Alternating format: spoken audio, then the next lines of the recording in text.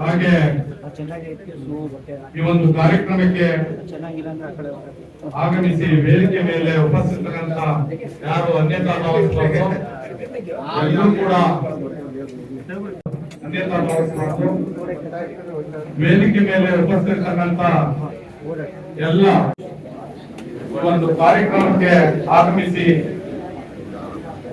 ಇಲ್ಲಿ ಉಪಸ್ಥಿತಕ್ಕಂತ ಎಲ್ಲ ಸಮಾಜದ ಬಂಧುಗಳೇ ಹಾಗೂ ಈ ಒಂದು ಕಾರ್ಯಕ್ರಮಕ್ಕೆ ಆಗಮಿಸತಕ್ಕಂತ ಎಲ್ಲ ಮಾಧ್ಯಮ ಸ್ನೇಹಿತರು, ಸಮಾಜದಲ್ಲಿ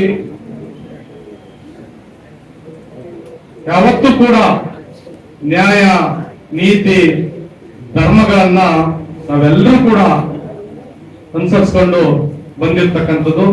ಇತಿಹಾಸದಲ್ಲಿ ಏನು ನಮ್ಮ ಪೂರ್ವಿಕರು ಈ ದೇಶದ ಇತಿಹಾಸದಲ್ಲಿ ಕಂಡು ಬಂದಿದೆ. ಅದೇ ರೀತಿ ಈ ರಾಜ್ಯದಲ್ಲಿ ನಾವು ಜನಸಂಖ್ಯೆಯಲ್ಲಿ 4ನೇ ಸ್ಥಾನವನ್ನ ಹೊಂದಿದ್ರೂ ಕೂಡ ಇವತ್ತಿನವರೆಗೆ ಜನಸಂಖ್ಯೆಗೆ ಸುದೀರ್ಘ ಅವಧಿನಲ್ಲಿ ಎಂದೂ ಕೂಡ ಯಾವುದೇ ಕಳಂಕವಿಲ್ಲದಂತ ಆಡಳಿತವನ್ನ ನಡೆಸಿದ್ದಾರೆ.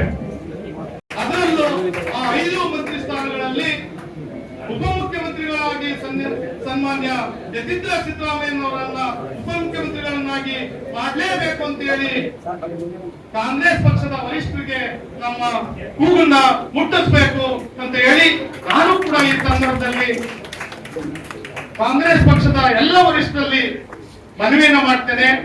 ಸನ್ಮಾನ್ಯ ಡಾಕ್ಟರ್ ಯತೀಂದ್ರ ಸಿದ್ದರಾಮಯ್ಯನವರನ್ನ ಉಪಮುಖ್ಯಮಂತ್ರಿಗಳನ್ನಾಗಿ ಮಾಡಬೇಕು ಮತ್ತು ಕನಿಷ್ಠ ಈಗಿನ ನೂತನ ಸಂಪುಟದಲ್ಲಿ ಕನಿಷ್ಠ 5 ಜನ ಸಚಿವರನ್ನ ನಮ್ಮ ಸಮಾಜಕ್ಕೆ ಕೊಡಬೇಕು ಅಂತ ನಾನು ಈ ಮೂಲಕ ಒತ್ತಾಯವನ್ನು ಮಾಡ್ತೇನೆ. ಯಾಕೆ ಅಂತಂದ್ರೆ ಯಾವುದೇ ಇವತ್ತು ಈ ಸ್ಟೇಷನ್ ಅನ್ನು ಇನ್ನೊಂದ್ ಕಡೆನೋ ಕೂರ್ಸಿದ್ರೆ ನಮ್ಮ ಹುಡುಗ ಬಿಡುವಂತಕ್ಕಂಥ ಮಾತನ್ನ ಹೇಳಲಿಕ್ಕೆ ಇವತ್ತು ರಾಜಕೀಯ ಶಕ್ತಿ ಕಡಿಮೆ ಆಗ್ತಾ ಇದೆ. ಹಾಗಾಗಿ ಇಡೀ ರಾಜ್ಯದಲ್ಲಿ ಒಂದೊಂದು ಭಾಗಕ್ಕೆ ಒಬ್ಬೊಬ್ಬರಂತೆ ಕನಿಷ್ಠ 5 ಜನ ಸಚಿವರನ್ನ ಮಾಡಬೇಕು ಅಂತಕ್ಕಂಥದ್ದೇ ನನ್ನ ಮೊದಲನೇ ಒತ್ತಾಯ ಅಂತ ಹೇಳಿ ಈ ಒಂದು ಸಭೆಯಲ್ಲಿ ನನಗೂ ಮಾತನಾಡಲಿಕ್ಕೆ ಅವಕಾಶ ಮಾಡಿಕೊಟ್ಟಂತ ಈ ಸಭೆ ಆಯೋಜಕರಿಗೆ ಮತ್ತು ತಮ್ಮೆಲ್ಲರಿಗೂ ಮಾಧ್ಯಮ ಮಿತ್ರರಿಗೆ ವಂದಿಸಿ ನನ್ನ ಮಾತು ಮುಗಿಸ್ತೇನೆ. ಜೈ ಜೈ ಕರ್ನಾಟಕ, ಜೈ ಕಾಂಗ್ರೆಸ್.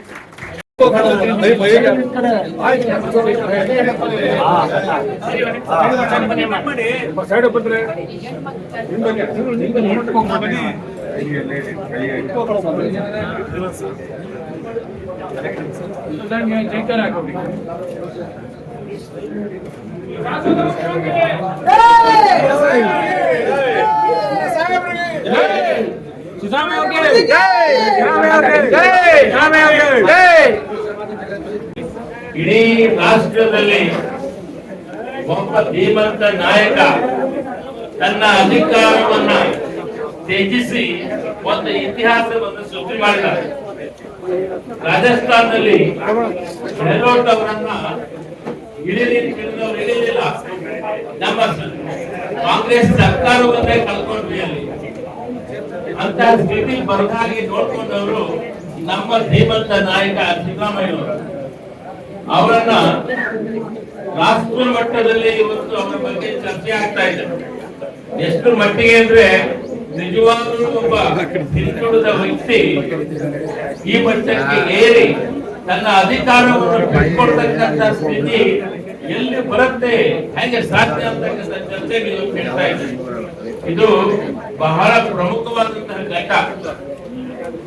ನಿಜ, ಒಳ್ಳೆ ಅಧಿಕಾರದಲ್ಲಿದ್ದಂತ ವ್ಯಕ್ತಿ, ಸಮಾಜಮುಖಿಯಾಗಿ ಕೆಲಸ ಮಾಡಿದಂತಹವರು, ಅಹಿಂಸವನ್ನ ಒಟ್ಟುಗೂಡಿಸಿದಂತ ಒಬ್ಬ ವ್ಯಕ್ತಿ ತನ್ನ ಅಧಿಕಾರವನ್ನ ಅಷ್ಟೇ ಸಂತೋಷದಿಂದ ಒಂದು ಮಾತು, ಹೈಕಮಾಂಡಿನ ಒಂದು ಮಾತಿಗೆ ತ್ಯಜಿಸಿದಂತ ವ್ಯಕ್ತಿ ಇವತ್ತು ಬಹಳ ಪ್ರಮುಖ ವ್ಯಕ್ತಿಯಾಗಿದ್ದಾರೆ.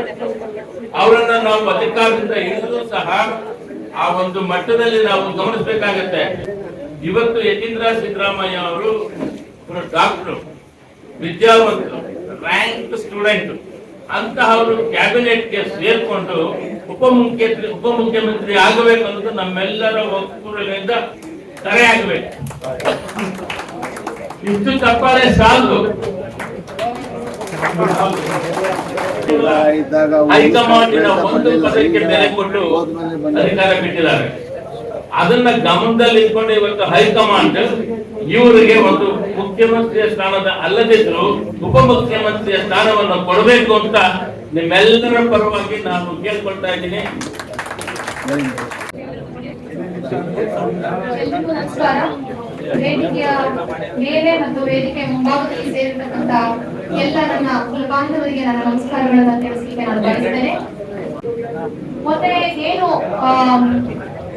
ಅತ್ಯಂತ ಒಳ್ಳೆಯ ರೀತಿಯ ಆಡಳಿತ ನಡೆಸಿದಂತಹ, ದೀರ್ಘಕಾಲ ಆಡಳಿತ ನಡೆಸಿದಂತಹ ಮುಖ್ಯಮಂತ್ರಿ ಆ ದಾಖಲೆಯೊಂದಿಗೆ ರಾಜೀನಾಮೆಯನ್ನು ಕೊಟ್ಟರು. ಆತನ ಒಂದು ಮಹತ್ವವಾದಂತಹ ಒಂದು ಕ್ಷಣಕ್ಕೆ ನಾವು ನೀವು ಎಲ್ಲರೂ ಸಾಕ್ಷಿಯಾದ್ವಿ.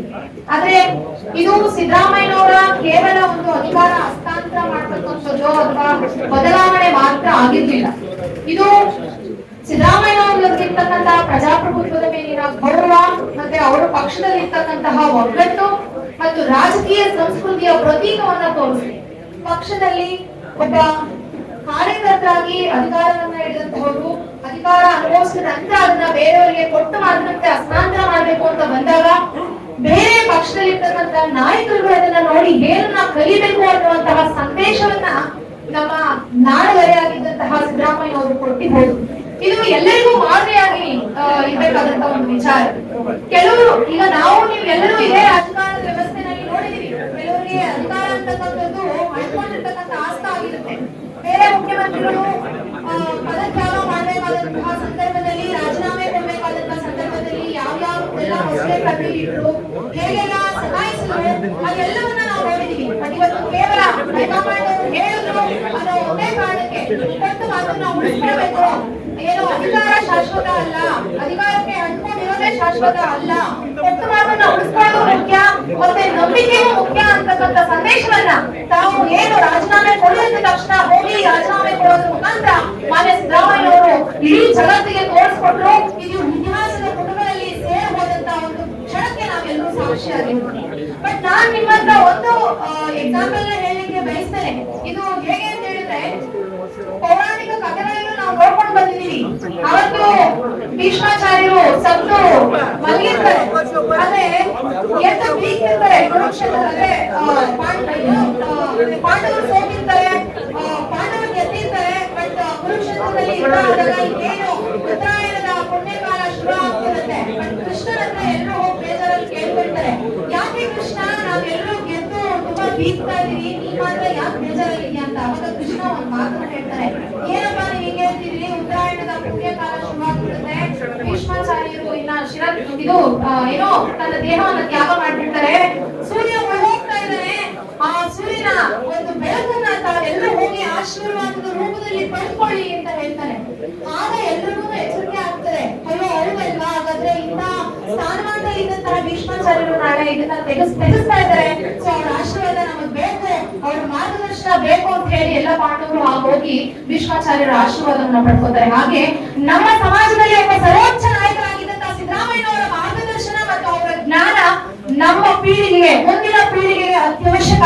ಸೊ ಅದರ ಮುಖಾಂತರ ಅವರನ್ನ ರಾಜಕೀಯವಾಗಿ ನಿವೃತ್ತಿ ಹೋಗೋದಕ್ಕೆ ಬಿಡಲಿಲ್ಲ. ಯಾಕೆ ಅಂತ ಹೇಳಿದ್ರೆ ಅವರ ಕೊಡುಗೆ ಈ ರಾಜ್ಯಕ್ಕೆ ಅಪಾರವಾಗಿದೆ. 17 ಬಜೆಟ್ಗಳನ್ನ ಅವರು ಮಂಡಿಸಲಿಲ್ಲ. ಎಷ್ಟೋ ಬಡವರಿಗೆ, ಎಷ್ಟೋ ಏನೋ ಹಿಂದುಳಿದ ವರ್ಗದವರಿಗೆ, ಮತ್ತೆ ರೈತರಿಗೆ, ಮಕ್ಕಳಿಗೆ, ಮಹಿಳೆಯರ ಪರವಾಗಿ ನಿಂತಂತವರು, ರೈತರ ಪರವಾಗಿ ನಿಂತಂತವರು. ಅವರು ಕೇವಲ 17 ಬಜೆಟ್ಗಳನ್ನ ದಾಖಲೆ ಮಾಡಲಿಲ್ಲ, ಅವರು ಬದುಕುಗಳನ್ನ ಕಟ್ಕೊಂಡು ಹೋಗ್ತಿದ್ದಾರೆ. ಅವರ ಪರಿಶ್ರಮ ನಿಜಕ್ಕೂ ತುಂಬಾ ಎತ್ತರವಾಗಿರೋದ್ರಿಂದ ಆ ಒಂದು ಏನೋ ಸದುಪಯೋಗವನ್ನ ಅವರ ಮಗನಿಗೆ ಕೊಡಬೇಕು. ಅವರ ಮಗನಿಗೆ ಮತ್ತೊಮ್ಮೆ ಏನು ಸಚಿವ ಸಂಪುಟದಲ್ಲಿ ಸೇರ್ಪಡೆ ಮಾಡ್ಕೊಳ್ಳೋದ್ರ ಮುಖಾಂತರ, ಅವರಿಗೆ ಡಿಸಿಎಂ ಕೊಡೋದ್ರ ಮುಖಾಂತರ ಅವರನ್ನ ಗೌರವಾನ್ವಿತವಾಗಿ ನಡೆಸ್ಕೊಳ್ಬೇಕು. ನಮ್ಮ ಸಮಾಜದಿಂದ ನಮ್ಮ ನೋವು ನಲಿವುಗಳನ್ನ ಹೇಳ್ಕೊಳ್ಳೋದಕ್ಕೋಸ್ಕರ ನಮಗೂ ಕೂಡ ನಮ್ಮ ಸಮಾಜದ ಒಬ್ಬ ಪ್ರತಿನಿಧಿ ಬೇಕು ಅನ್ನೋದ್ರ ಮುಖಾಂತರ ನಾವು ಒತ್ತಾಯಿಸಲಿಕ್ಕೆ ಇವತ್ತು ಎಲ್ಲರೂ ಸೇರಿದೀವಿ. ಇದನ್ನ ಡೆಲ್ಲಿವರೆಗೂ ಈ ಕರೆ ಕೇಳೋದು ನಾವು ಒತ್ತಾಯಿಸೋಣ.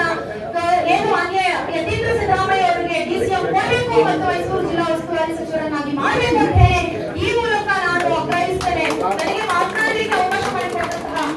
ಎಲ್ಲರಿಗೂ ಸುಬ್ರಹ್ಮಣ್ಯ ಸರ್ ಅವರಿಗಾಗಲಿ ಎಲ್ಲ ಅಧ್ಯಕ್ಷರಿಗಾಗಲಿ ನಾನು ನನ್ನ ಹೃದಯದ ಧನ್ಯವಾದಗಳನ್ನ ತಿಳಿಸ್ತೇನೆ.